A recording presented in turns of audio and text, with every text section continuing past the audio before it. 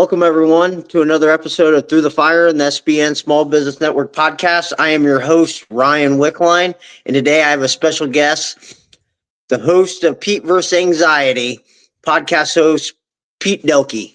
How you Hey, doing, though, Pete? doing good, man. How about yourself? I'm so excited to be here I'm, today. hey, I'm excited to have you, man. Just looking over a lot of your stuff that I've watched.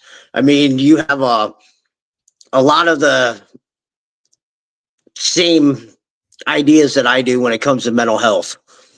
Yeah, mental health isn't talked about enough. I know a lot of people say that, and it sounds cliche, but I want to know where they're talking about it. I mean, I see some now that I've started getting into the space a little bit, but a lot of them are doctors and things like that. But the nice thing is that I'm just an average person having a conversation with other experts and things like that. And I do invite other people to come on the show and share their own stories and things like that. It's so interesting to see their reactions because a lot of people are like, oh, they're nervous at first. And then if you watch them, they slowly start digressing into you know, uh, they go into a real bubbly moment. They'll start opening it up, and then that's when the conversation really takes off. So it's been interesting since day one. I'll say that. So, how long have you been talking about mental health and everything, doing a podcast? So how long have I done the podcast? This has been since August. So I started this idea in August. I posted the idea out there. And a funny thing was that within like the first week or so, I actually got offered to be on a podcasting network, which is called the Oracle Talk Radio Network. I got offered to do a weekly show on there. So that's how this whole thing even started. Because I originally had another podcast. I was playing around with a friend. We were just kind of messing around, doing different things and stuff like that. And then I brought in a co-host for season 2, and that's when things started getting a little rocky because they didn't understand that you can't just say like everything you want to say, even though it's podcasting, you can get away with a lot of stuff. And it just turned it real soil really fast because she never let any of the guests talk. Always try to like make the focal point her in the conversation instead of the people that we brought into the conversation. Let them highlight them, and first it's just us talking. So I decided to take a switch, and then when I got into this, it was interesting because like in the first 2 months, I think I was booked almost the end of the year right away, just at Mondays alone. It's just one time slot. And it's like, okay, well, let's open a second one since there's so much demand for this. Okay, well, fire all the way down to December again. I'm like, okay, well, there's something here, obviously. So in November, I discovered they make calendars. You can have like schedulers and things like that. I'm still learning things as I go. So my calendar went from December to mid March, like a week later.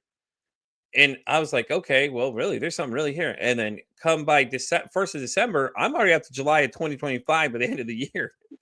And I was like, man, there's something really here. And like I was telling you before we hit record, I opened it in the beginning of the year, and now I'm out to May during Tuesday to Friday in that area where I generally keep a lot of my other guests. I get a lot more experts on for that kind of thing. So it's been an interesting experience so far. That's awesome. I mean, it's crazy to think how much people are so interested in mental health and how to overcome it. Yeah, and it's not just that, it's just talking about it too, like having discussion about things like suicidal ideation and things like that. They're tough. Like these are tough conversations people have. Like people don't know what to do when someone comes to you and starts talking about it and things like that. Like a lot of people panic, man. They get real nervous and start freaking out. They're like, oh, or they don't take it serious. So they're like their friends making jokes like, hey, I thought about killing myself or something. Like these are real things that people need to understand that there's a warning signs that something's not right with your friend or family member that are making those comments. And the nice thing about the show is though, is that people that don't like traditional therapy, that's great. Cause I don't just have therapists that come on. I have other people that do holistic healing and spiritual healing, things like that. And that way they can connect to these other people and I can highlight what they do and, have great conversations along the way. I mean, I had a couple interesting ones though. We had one with Betsy Holmberg. She and I were talking about negative self-talk. It's like you don't hear people talking about that. Like, think about the eternal dialogue you all have. You sit there and you talk negative to yourself and you don't realize the psychological effects you have. But Betsy had mentioned that they discovered another level in your brain recently.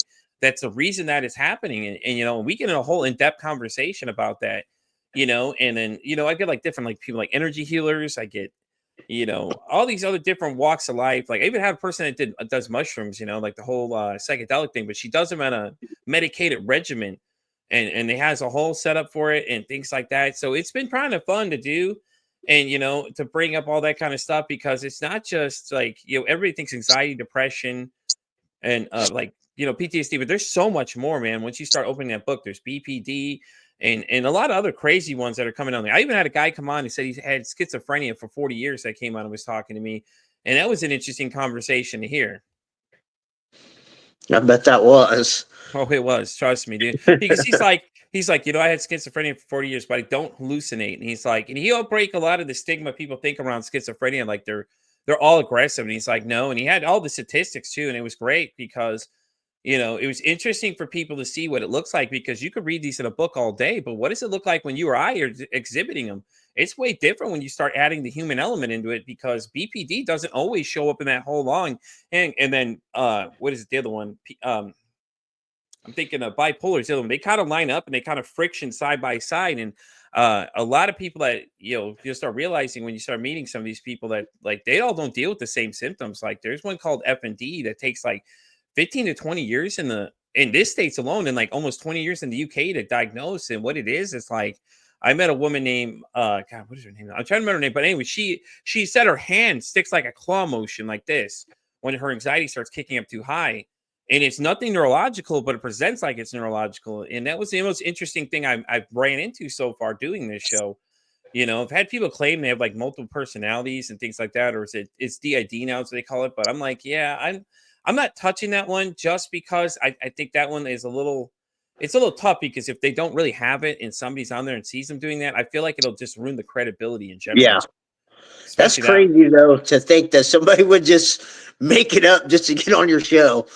Well, think about it, because how many people have DID, which is technically multiple personality disorder? It's an interesting situation. I listened to an interview with another woman. She was on the guest on the show. She had said she had talked to someone and said her mom had 23 different personalities. Like think about that. Mom has 23 different personalities. She's cycling through all 23 personalities. She literally had to diagnose each one herself, get different handwriting samples for each one. So I mean, when it comes to that kind of stuff, it's interesting, but at the same time, it's a very gray area, because we don't really know if it's fact or crap unless you're a professional.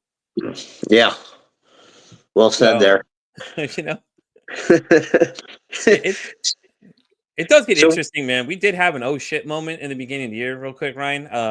We had a gentleman named Brian DeCasio come on and tell us that he was sitting on the edge of his bed with a gun in his hand, thinking about killing himself that morning, the morning of the interview.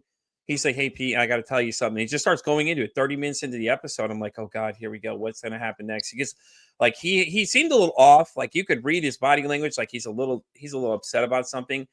And then he starts talking about it. Then he goes back and he cycles back to it, and it just keeps going. And two things, it was a scary moment, because I was like, oh God, what is this guy going to say? Because I don't know if this is going to get me in trouble. And then when he started talking about it, I think it's very interesting for people to see that these are the thoughts that are going through people's heads. Brian's got success. He's got a lot of things going for him. That doesn't mean that he doesn't have problems, though. And it was great to highlight that, though. That's one reason why I love like the mind and like hearing how other people's minds work. I mean, because there's so much running through that mind that nobody, we can't read it, and see what's affecting them on a daily basis. Yeah. Yeah. And it's great when you get people that come on and are willing to share their stories and talk about the certain things that they're dealing with, because I think that's the biggest fear, is that they're going to be judged. Well, that's the great thing about Pete versus Anxiety. It's a safe space. I completely control the environment completely. Like, we do some live episodes, and I ask them ahead of time, it's okay if we do it live, but most of them we're live, and so far we've had really great interaction. We're live in about 5 or 6 different social networks and things like that, at any given time. And so far it's been pretty okay. We haven't had any issues. No people coming in saying anything negative and things like that. But I can control that. So that's not a problem. I can block accounts and stuff like that. But it's nice when you get people out there talking, because other people see the stories and are like, man, no, I want to come tell my story. And usually that's how it happens. It's just a chain reaction. Yeah, I mean, I think there needs to be more of a space for people to do that. I mean, because I think, like you said before, everybody kind of looked down on people that had like mental health problems. They thought people were broken, but like society today is pretty much all broken. Yeah. Yeah, you know what? And that's funny too, because narcissist gets thrown on a lot, and it's like, dude, I don't think a lot of people even know what it even means. Like there's different types. Like, what are we talking about? Covert, And if they're a covert, means that they're basically putting on a front. They'll tell it to you and I that they're just so fantastic, but in the dark scene and the back scene, they're just horrible people. Like they're just controlling the situation, making the other person question the reality, and things like that. Just ways to keep you under control and manipulate the situation. Yeah. So what inspired you to get in to start talking about mental health? It's actually, I tell people that Pete versus anxiety is not just for me, it's for everybody else too, but it's a personal journey as I go through this. If you guys watch from the beginning to now, you'll kind of see how I start evolving and start learning more about myself as I go. This whole thing started because I had my own mental health problems. My mom abandoned me when I was 10 years old. And I didn't realize the psychological effects it had on me, at the time. And later on, I started having a lot more issues and realizing that, I deal with anxiety, depression, which makes sense a lot of times with when my brain starts kicking up, starts firing up and thinking that something's wrong, my brain will go 1,000 miles an hour. So like when people come up to me, I think the biggest misconception is people come to me and say, "Oh, you just need to relax." I'm like, no, please don't say that to people. You don't understand. When someone tells you they have anxiety, the best thing is not to tell them that. I mean, you got to understand these people, their brain are probably kicking into overdrive, and if they start panicking and they start looking like they're having some sort of an attack, they're feeling like they're simulating a heart attack, basically. And I think a lot of people, the older generation too, are just like they're always quick to say, "Hey, you need to be a man about this. You can't have emotions," which that's wrong too. I actually lost my godmother yesterday, and I've been kind of in a bad mood all day yesterday and a little bit today. And I got up to do this interview because I was like, you know what, I already committed to do this. But I mean, I posted a video on my TikTok, man, where I damn near started crying. And I'm a man. If you go based on what society says, I'm not supposed to be like that. So that's the reason why this show is just to break the stigma that mental health is being talked about enough. And clearly by the demand of people that want to be on the show, they agree too, because I get everything from authors to doctors to hypnotherapists to anything out there. I'm touching everything I'm possible, just to spread through the broad spectrum. And I invite people to come and share their stories too. So anybody listening, if you want to be on the show, reach out to me or reach out to Ryan and he'll get you connected to me. I'd gladly have you come on and talk about your story, man, because I've had a lot of real good responses. The last two girls that have come on and talked about their responses, I think that we had 10 active viewers during the whole show, which is the most we've ever had. And a lot of them, man, it's just interesting because like you don't know what people are going through. Like I could walk past you every day and say hello to you, and things like that. So that's why I started doing this thing called, "Hey, why don't you ask how your mental health is?" Because if you think about it, when I ask you, "Hey, how you're doing," you could respond yes or no. But if I say, "Hey, how's your mental health?" you have to actually think about that question, and it gets you wonder, go, "Hey, why are you asking me that question?" Well, I don't know if you're okay, or are you feeling all right, or you look like a little something's bothering you. And a lot of times, you'll get people opening up more when they realize that you're asking on a deeper level versus just saying, "Hey, how you doing?" Yeah. Like I think a lot of times people just don't want to seem weak. Hmm. So they just say, "Oh, I'm fine. I'm good," but deep down they're just struggling. Yeah. Yeah, man. It's scary because I did that once. I was talking to somebody and he was like, I was like, "Hey man, you look like something bothering you. What's wrong?" And he ended up telling me that his friend had got shot to death in an incident in December. And I'd seen him a little beginning of the year and he looked a little frazzled. And I mind you, I never know this guy, I never met this guy. I just know him as a person that would come into where I work. He's a regular customer and comes in. He knows me by name. I don't know his name, which is fine because I mean, it doesn't matter. You don't have to know people to understand and a feel for him.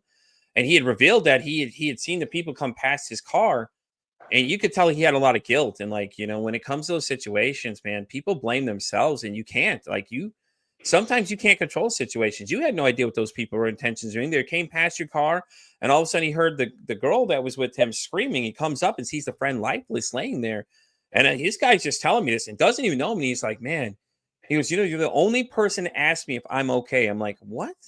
To me, that just makes no sense. How did Yeah.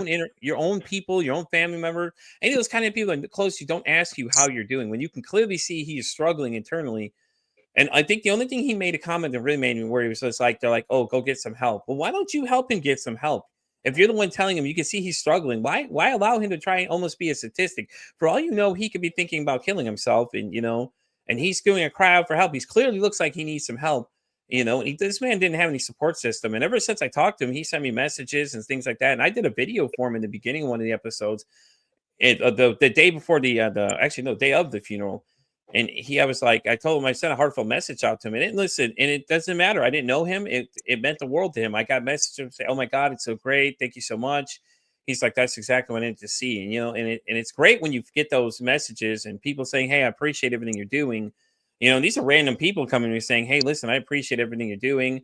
I love what you're doing, and things like that. It's great to hear that, because it means that I'm doing something and it feels like I'm going in the right direction.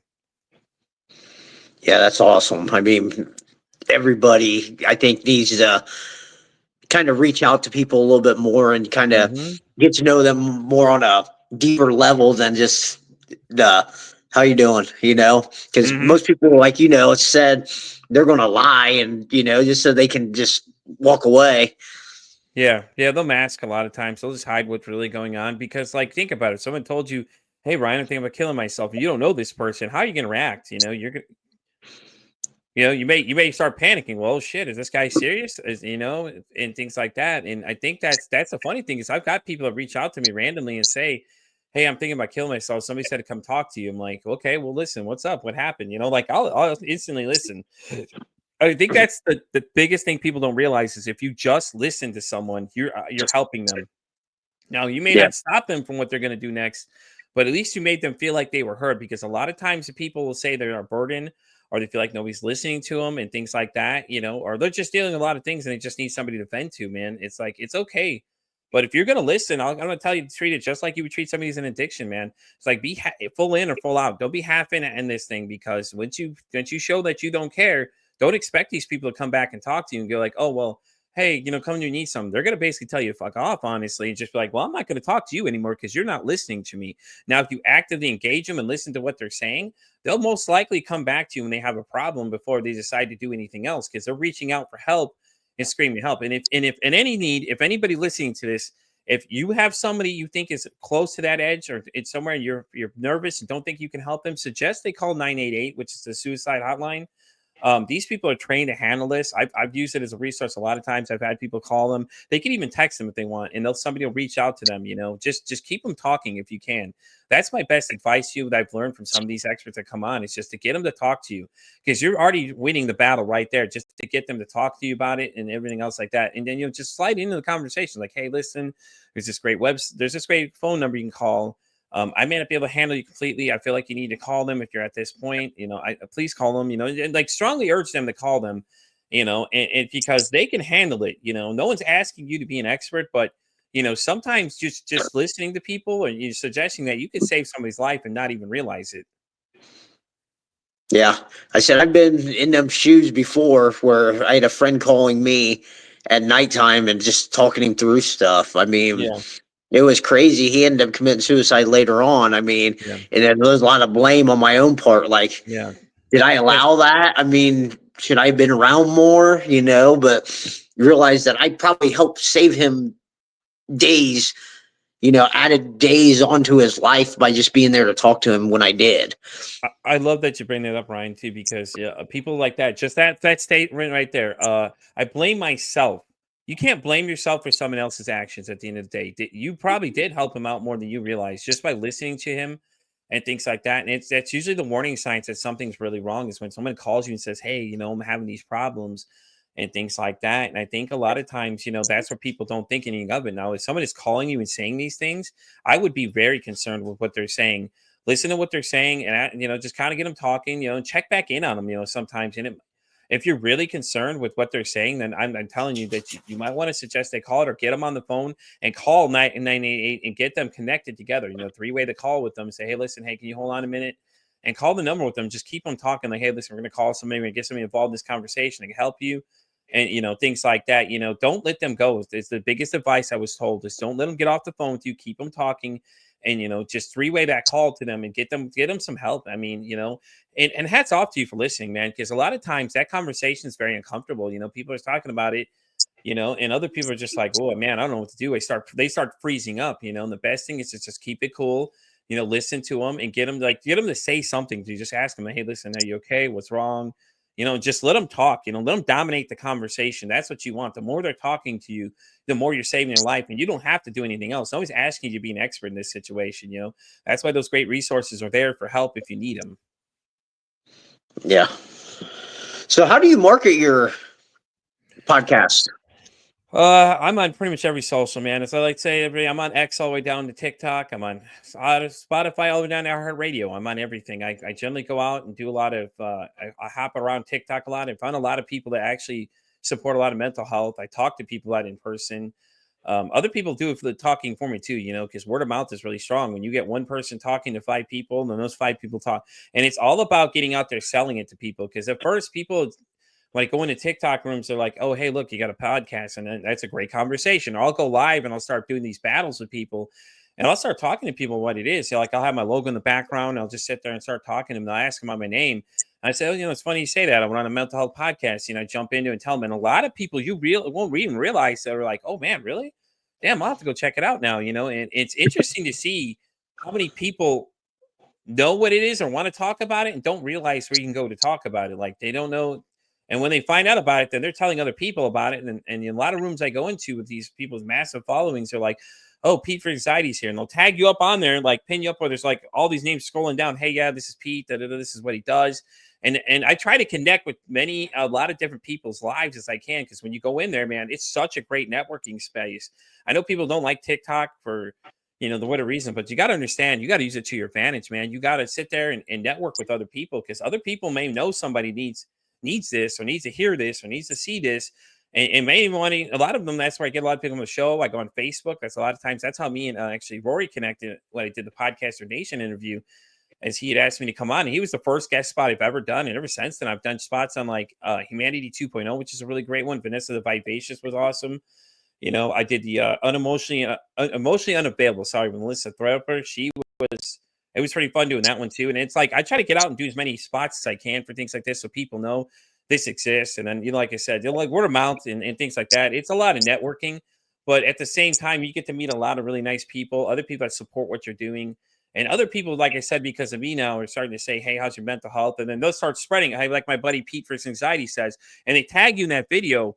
You don't know how many people are going to see that video, man. And if you get connected with the right people, it's it, man. You just explodes. Like my YouTube Yeah. channel went from 10 viewers to 130 now, and I've gained like 37 of them in the last month alone. And a lot of it too, it's YouTube short clicks too. Those little shorts, man, they do a lot more than you realize when you're out there doing it. And the great thing with the StreamYard, what we're using too, is that when you're done, you can AI clip it and then you can send them out to those different social locations too. So like I can send all these clips out to everywhere I go. And I can tag my guests, and then any guests I invite on, like professional wise, I always ask them, "Hey, share it with other people, and they'll tell other people about it too." And then I have a network of podcasters that I've met through the interviews and things like that we all discuss things. So we share guests a lot of times too. I'm like, "Hey, here's this one, here's that one," And the great thing too is that I've got to be in a Holocaust survivor panel, and I got to meet Benjamin Lesser. He wrote a book about his survival through 2 Holocaust camps. He was in Auschwitz, and I don't remember the second one he was in. But man, like if I wasn't podcasting, I don't think I would have had a chance to do that. That's probably the coolest thing I've got to do so far to date, though.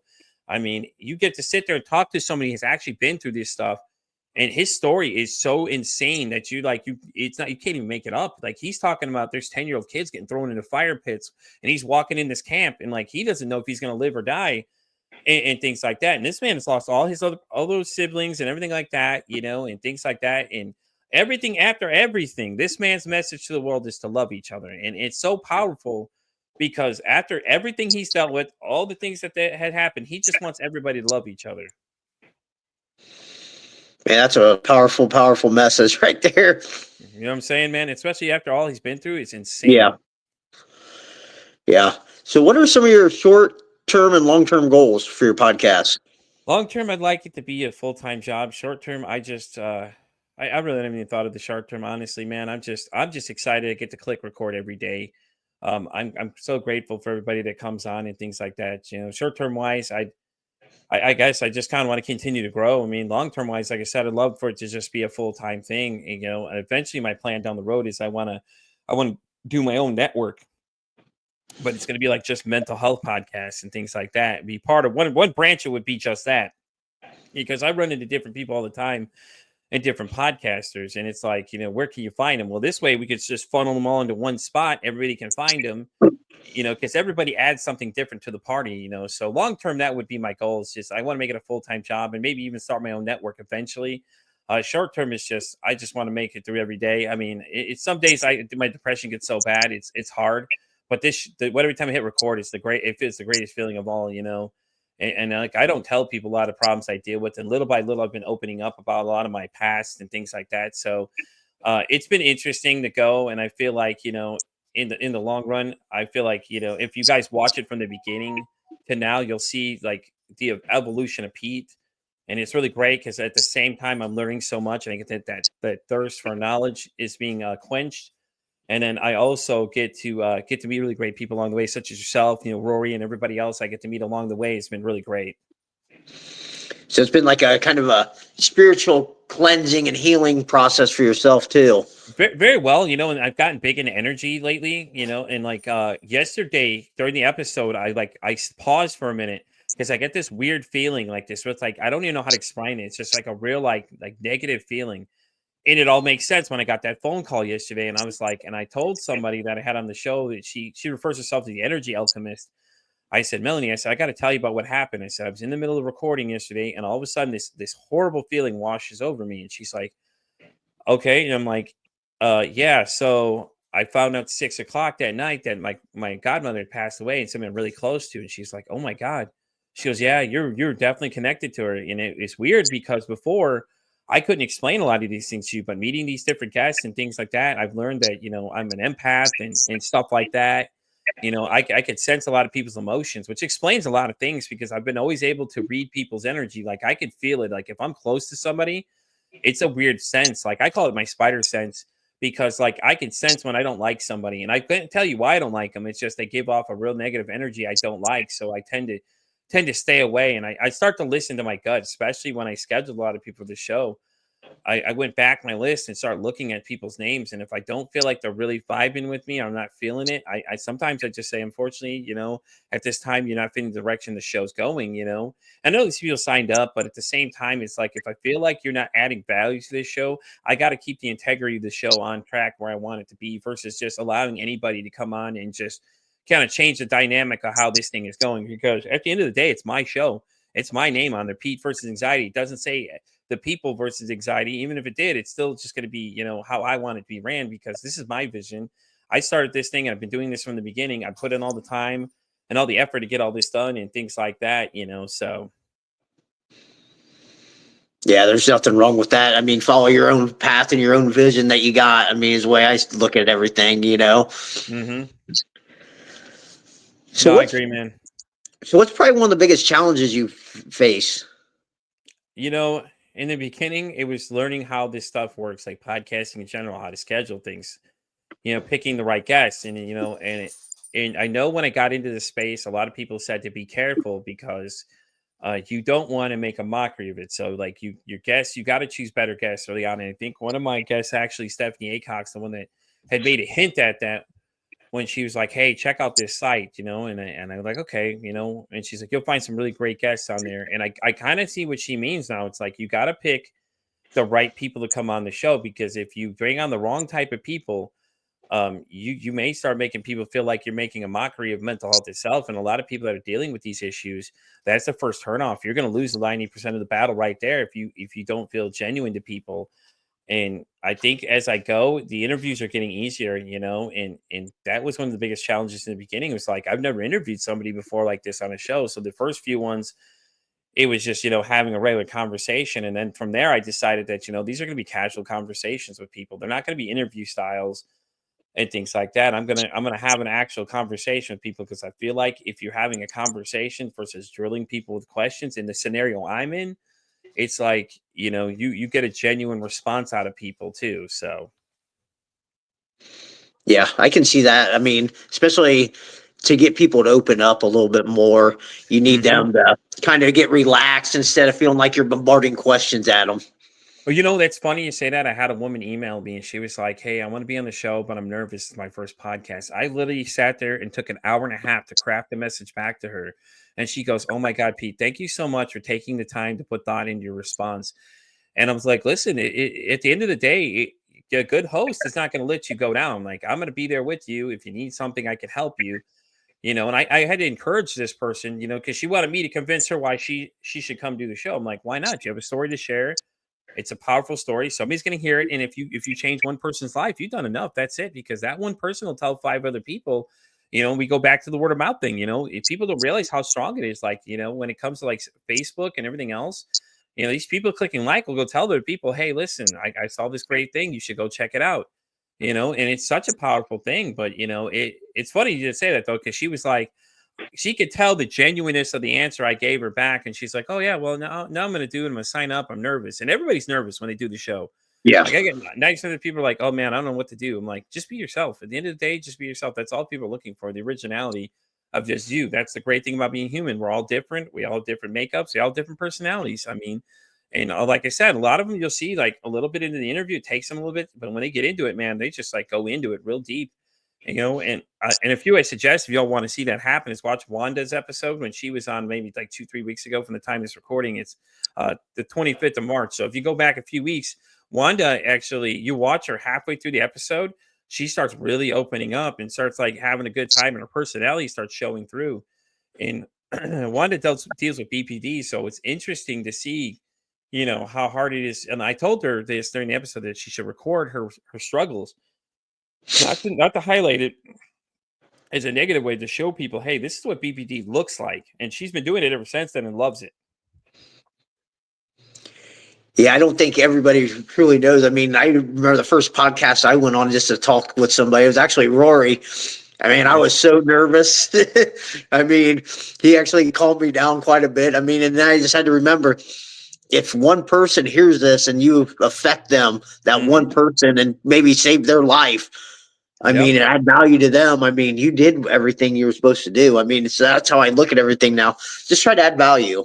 Yeah. Rory is a great interviewer. In case anybody hasn't seen Podcasters Nation, Rory is phenomenal. I invited him to come on the show too. He hasn't booked yet, but he was talking about it and things like that. And I was like, man, he was so great. And when I started doing it after that, I was like, yeah, I kind of like the way he did it. Just kind of made you feel so welcome Yeah. and things like that. And that's what a great host does at the end of the day, man. If you don't make people feel invited to the conversation, it's nerve wracking. And I'm not gonna lie to y'all, man. My anxiety kicks up before I hit live and hit the recording, because you don't know. Like I don't pre-interview some of these people and things like that. I just get them on and click go. And it depends how the conversation goes, man. It's nerve wracking because you don't know how the conversation is going to go. You don't know what they're going to start saying, but yeah, and that's the great thing about it. I've done a few podcast spots now, and I got a bunch more set up now, and it's been great. Every one I do, I enjoyed even more. I think Humanity 2.0 was one of the top 2 ones I really enjoyed, because Vanessa and I were discussing just in general, and she asked the question, hey, what's humanity mean to you? And I was like, damn, that's a good question, man. So I took that question, I posted it on my TikTok and started asking people, and the responses you get were obviously going to be different because everybody's human, and things like that too. And it was just interesting because the way the conversation went, it was just her asking questions because she was so fascinated about me. She's like, Pete, we didn't even talk about you that whole episode. I know, Vanessa, the whole episode is about you. She's like, we didn't talk about you. I'm like, I know. She's like, well, I'm going to invite you on my show. So listen, when you invite me on the show, we'll talk more about me, and things like that. Because she was very interested in me, in myself, and things like that. And like you were too, interested, because once you watch it, you're like, man, like I got to know more about him, because I don't really talk about myself a lot. And it's hard a lot of times because, I don't know how people react, but the last one I just did with Darla Redelia, man, me and her got deep. We got deep. I'm not gonna lie to y'all. We got real intense in there. There's a lot of things I revealed to myself. I don't tell anybody. And I did tell her to disclose a few things in the episode there. So I don't want to spoil it for anybody in case anybody hasn't seen it. You need to go watch it. It's really great. And like I said, the one with Betsy Holmberg was interesting with the whole negative self-talk. And then, a lot of these people, you'll watch me get into it, man, and we're just going back and forth. The conversation just flows back and forth really great. And that's what I'm really looking for, those type of conversations. Because some of those, we could have gone at least 2-3 hours of just talking back and forth the whole time because we were so engaged in the conversation. Yeah, like I said, I watched the one episode. I mean, I was like, oh man, I was like, man, they're really diving deep here into subjects that kind of taboo for a lot of people, with mental health and like the recovery for drug and alcohol abuse. I mean, it like most people don't want to dive deep into that, but yeah, Austin, he was a great guest. Austin's great, guys. If you haven't checked him out, he's on TikTok. He goes live and he'll literally talk to you on there. So sometimes I'll go in there and just screw with them and start saying weird stuff to them. Like, hey man, I got Monster Truck Madness, just to watch them start laughing. Because Austin was really great, man. When we got off the air, I think Austin and I were talking for almost another hour alone, just having an great in-depth conversation. He was a great guy. And a lot of these people, man, we can sit there and we talk for a little bit afterwards and we just go on for a long time, man. It's like, and there's a couple others you'll see as you go through it though, man. You just touched the tip of it, man. There's a bunch of other ones that are get interesting in there. Like I said, Brian DeCassio's episode is the one where he just like starts talking about suicidalization. And there's a guy before him named Alex. He was like, he's a real good looking dude. The society would say real good looking dude, so he won't have problems because he's good looking. He's an MLB prospect, things like that. He wanted to play Major League Baseball. He was looked at by the Blue Jays. But then Alex revealed in the interview that he's never told anybody that he's tried to kill himself 6 times. And he said at least 6. I'm sure it was more than that. But he was like, he was surrounded by death all the time. Like he lost friends to suicide.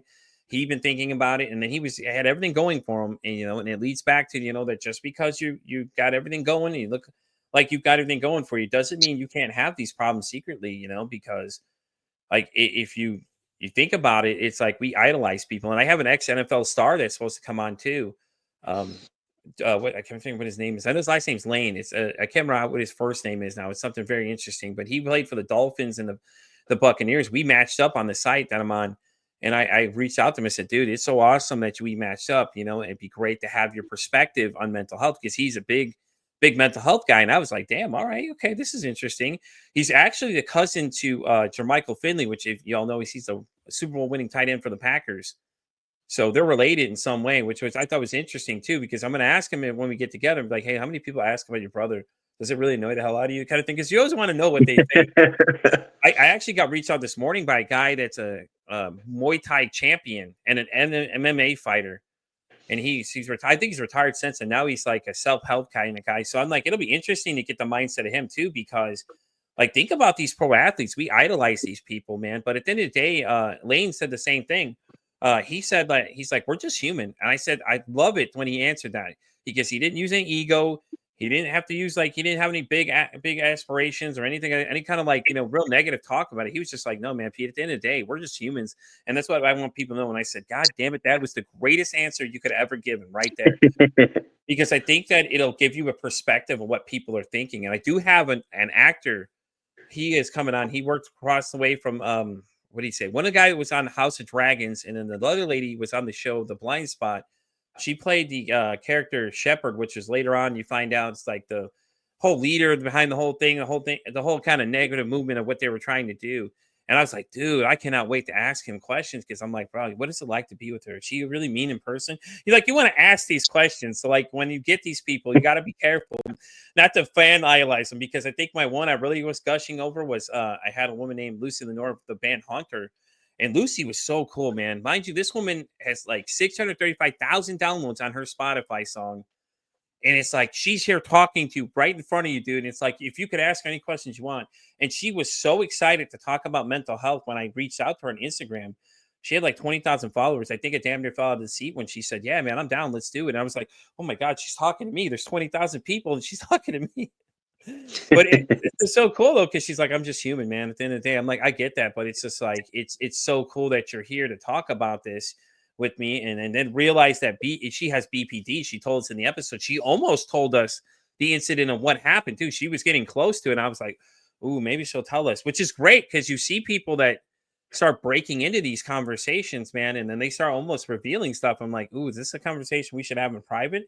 Because we can record this separately in a private conversation, private setting where nobody else has to see this.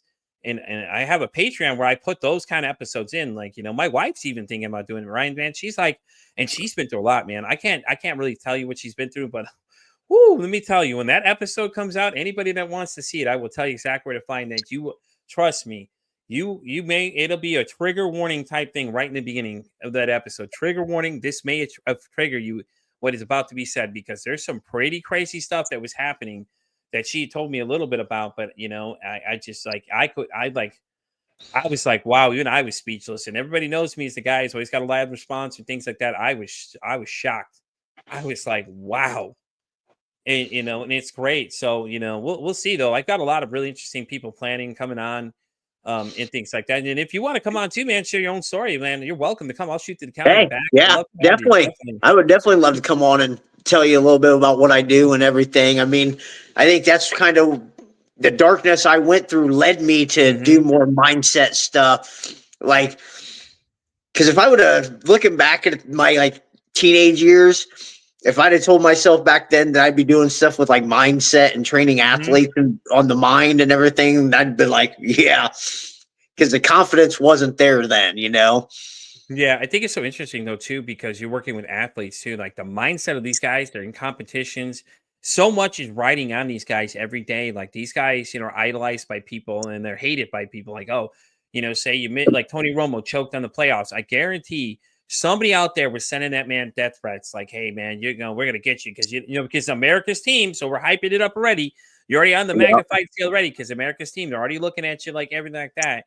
And it's like these guys go out there and play a game every day, but at the end of the day, man, they're human too. They have families and things like that too. And when you start getting to that point where you start like threatening people and things like that, I think it's a little crazy because it's like, what are we doing, man? Like, are we really that hateful towards each other that we don't like? Man, sports are sports. You're gonna talk trash. It happens. But these guys, they choke and it's like that. It's like, something happens. It's a lot of pressure, man. You got X amount of thousand people watching you out Yeah. there. This guy's I performing at mean, a high level in an NFL thing. It's fight, man. It's like, holy crap. Like, you want to take his place? Go ahead. Let's see what you do. Because when you choke, we'll all laugh at you. And how's that going to feel? Then you're going to know what it feels like to be, have to deal with all that pressure riding on your shoulders. yeah, and especially since you don't know what's going on in their personal lives or Yeah. anything that can affect their performance and everything. I Right. mean, that plays a lot into everything too. Yeah, exactly, man. And oh yeah, I'm so excited to have you come on because I want to pick your brain and ask you about some of the people you've dealt with. Just curiosity. Yeah. You don't have to name drop, but you can kind of hint at some of them. But just think about that. Like when the Last Dance came out, and they're all talking about Michael Jordan and how much of a dick he was. But think about it, Michael Jordan set the NBA record for most wins in a regular season. This man won a few championships back to back. Like he made your team greater. He could be the biggest dickhead in the world, but at the same time, he made Dennis Rodman. He kept Dennis Rodman in check, and everybody that knew Worm was just completely crazy, man. He did a bunch Yeah. of wild shit, married himself, things like that. For all of you guys that are too young to remember that, but he was something to watch. So, like, as much of a dickhead as he was, think about what he brought to the table. He was just the all around guy. He played baseball and everything else, and he played for the White Sox and stuff like that. And he did the things that his dad wanted him to do. So he did NBA, then he went and played another sport. He was like Bo Jackson, but Bo Jackson played both at the same time. And just I would love to pick Bo Jackson's brain if I ever had the chance, and things like that. That would have been one of those people I would have definitely wanted to interview because Bo Jackson was one of my favorite players of all time. The only guy I know who could play professional baseball and played football in the same year, and it was crazy because he went to one to the other, and the conditioning that man had to have alone is just insane. The wear and tear of baseball alone, and then you go into football where you're really getting physical, and it's like for Bo to have all that, it's that of resiliency just to get through all that. It's like, man, I'd love to know his thought process and everything too, and it's interesting when it comes to that is because man, these guys deal with a lot more stuff than you realize. And like, what's like Bert Kreischer, he deals with a lot of anxiety and OCD and things like that too. And it's funny, this guy goes on stage in front of thousands to millions of people, like Madison Square Garden type stuff, and he's telling jokes and he's got anxiety, man. You could just imagine the thoughts are going through his head. And he's like, the funny thing is, he said that he reads the comments on the videos. I was laughing because it's like funny because it's like this guy tells jokes all day, all the makes all his money. He feels anxiety, but he's reading the comments, so he's feeding into his own problems because like, I wonder Yeah. what people are saying about me. And he's not even looking at the positive. He's like, I'm looking at the negative comments. I'm like, no, Bert, don't look at the negative comments. And you're like listening to him as he's talking about it. And it's like, no, Bert, please don't talk. Don't worry about those, Bert. Don't talk to them. Don't read those comments, man. They're not good. And you're gonna get haters regardless of when you do this stuff Yeah. anyway. People are gonna say you're not genuine and things like that. And it's like you gotta learn how to let it roll off at the chin. And and it's just what it comes with this space, man. This space is such a touchy area, and I've enjoyed it and I continue to enjoy it. And every time I hit click and go live with these guys and things like that, you're amazed to see the response you get, especially with the two girls I had on. Both of them had 10 of them. And if you look at them, they're polar opposites of each other. And it's so interesting because Whitney had made a comment that she said that my name's Whitney. I deal with. She didn't say I have. She said I deal with, which leads me to point to anybody out there that You own your diagnosis. Like, don't let it be you. Don't let it identify you. You're still at the end of the day, you're Pete or I'm Ryan. Ryan or Pete. You know what I mean? We're two different individuals. So I was inspired to do a video, and I said, my name's Pete. I deal with anxiety. I deal with depression. I deal with ADHD. I don't let them identify me as a person. I am Pete at the end of the day. So these things may be a part of me, but they are not me.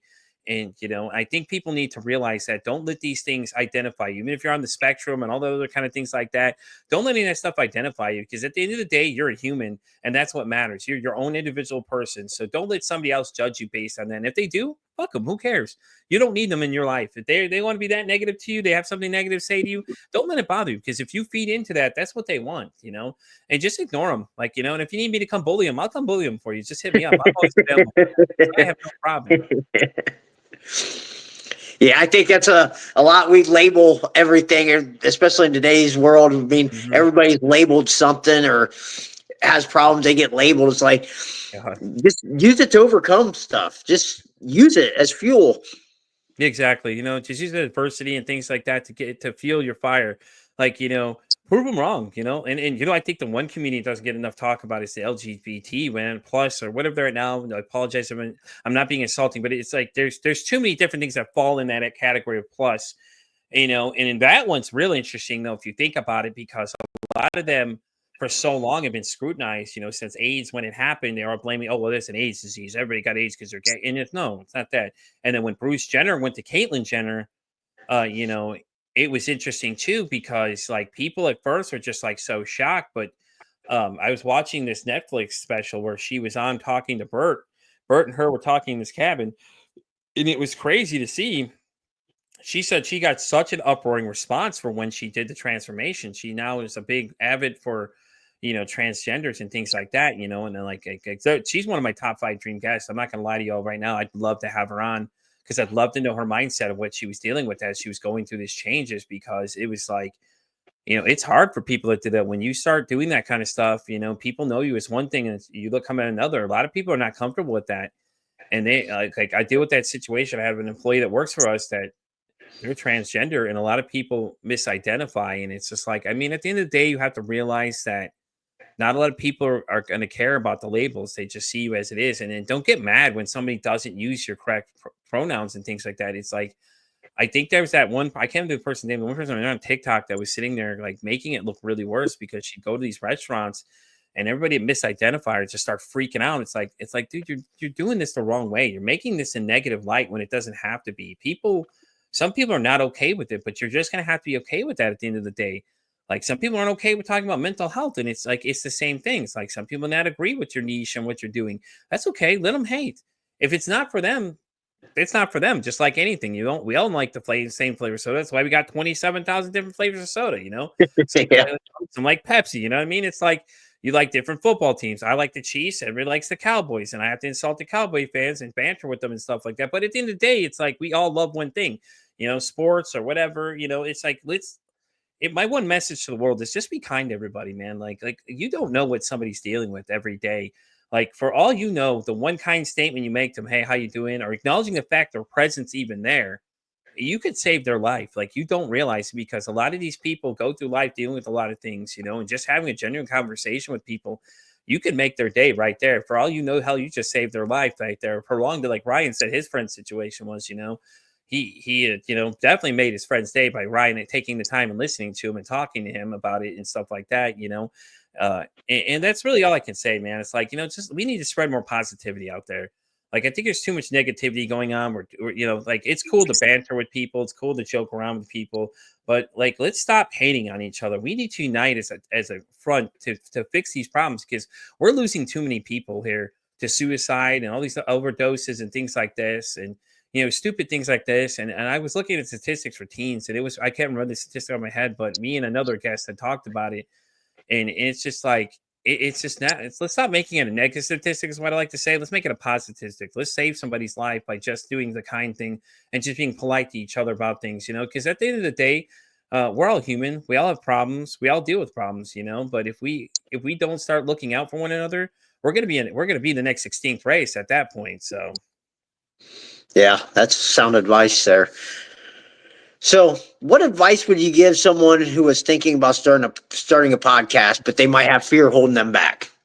Well, listen, I say go for it.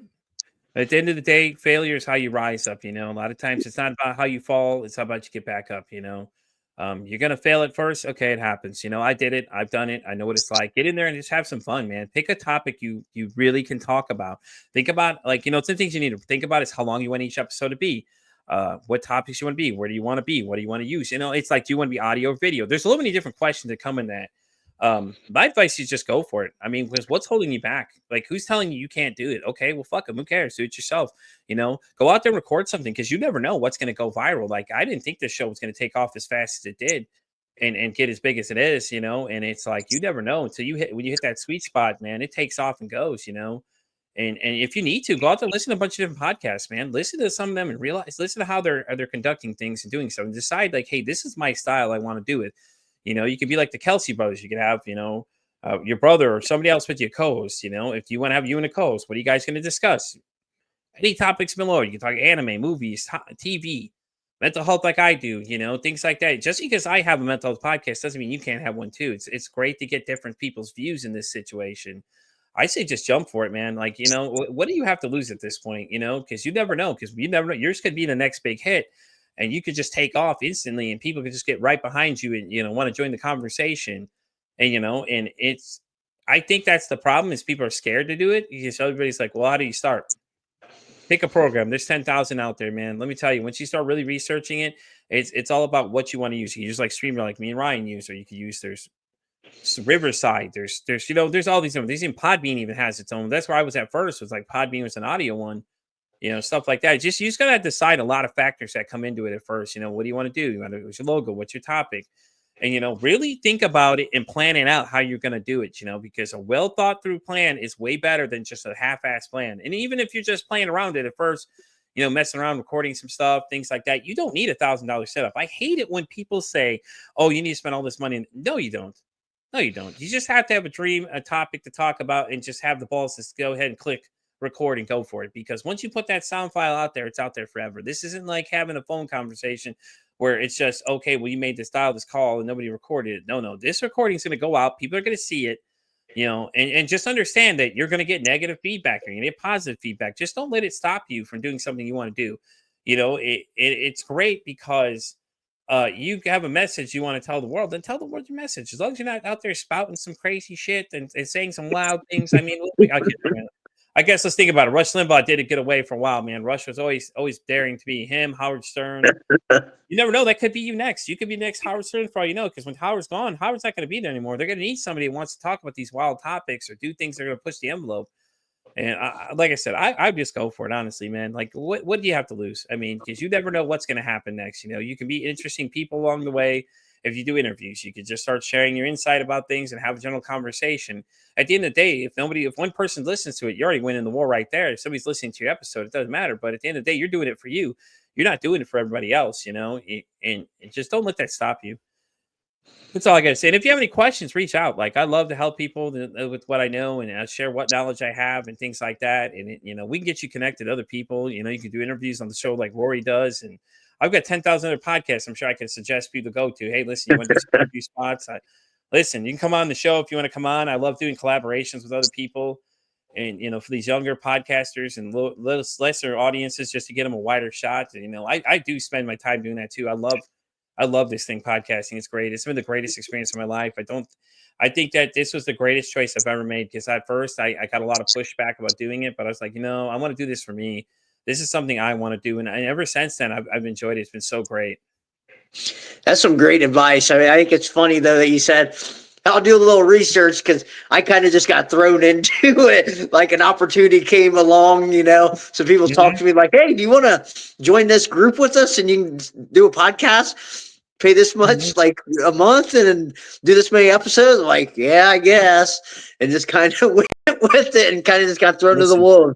Hey, listen, everybody hit me up. I'll join too. I don't. How much is it per month? I'm there. Okay, I got you. Don't worry. I got Harry Ryan. I got this. Me and him can co-host it. I got it. I got this. Don't worry. No, man. That's what I'm saying though. Like when I got the network deal, I was just like, I thought it was a joke at first. I was like, there's no way this guy's offering to be on a podcast network. I have nothing recorded. I don't have anything but an idea. And this guy was serious. He was like, oh, yeah, yeah, And Tom was the guy I was talking to, and he and Oracle had started. And he was just like, yeah, man, I got this podcast network. And I'm just thinking, okay, and it was like, all right. Ever since then, it's just been great because now I'm being heard in like 10 different countries. Like, I think Australia is the farthest reach I've gotten so far.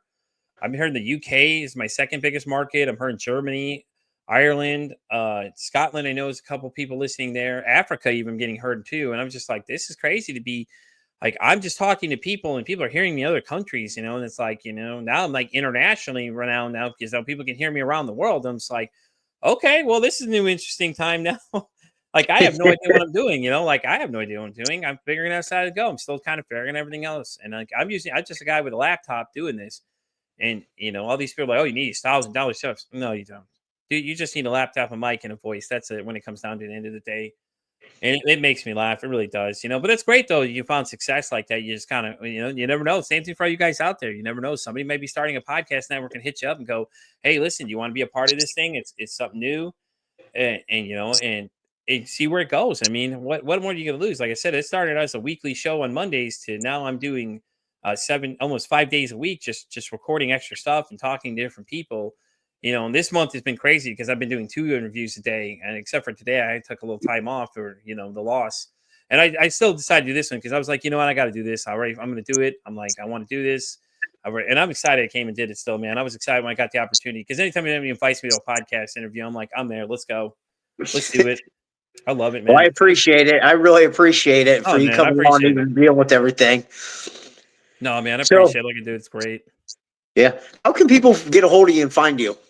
All right, guys, let's run down the list. I'm on pretty much everything. Like I said, X, TikTok, Facebook, Instagram, whatever you choose, I am probably there, honestly, to be honest with you. I'm on easy way to just reach out to me is to hit me up on anything, honestly. You can hit me up on TikTok. I'm really active on there. Instagram, I'm really active there too. Facebook, you can still hit me up. It may take me a minute to see your message. So I do apologize there. I do get a lot of messages that come in and things like that. So, I mean, just reach out to me directly any way you want to, however you choose. I'm always available. If you really need to, just email me at peteversusanxiety@gmail.com is my direct email for the podcast. I do check it often because I'm usually doing a lot of scheduling and checking in with people to make sure they're making their bookings and things like that. So just reach out, man. If you got a story, give me a little preview of what you got, and then we can go from there with it. I'll set it up with you. And, don't be shocked if you see my calendar is out to almost June now, because like there's such a demand on this thing that people want to be a part of this conversation and continue to grow. But you don't worry, your voice still matters at the end of the day. I want you to understand that. If I may have something that opens up sooner, and I'll reach out and say, hey, listen, somebody canceled. Would you like to slide in this spot, and things like that too. So don't get discouraged by the fact my calendar is so far out. I still want to hear your voice. I still want you to be part of this ever growing conversation, because I feel like the more voices we have and the more united we are about this thing, the more the stronger, powerful message we are that we need to start doing something about these problems, and stop making negative statistics and make positive statistics. Yeah. One last question for you.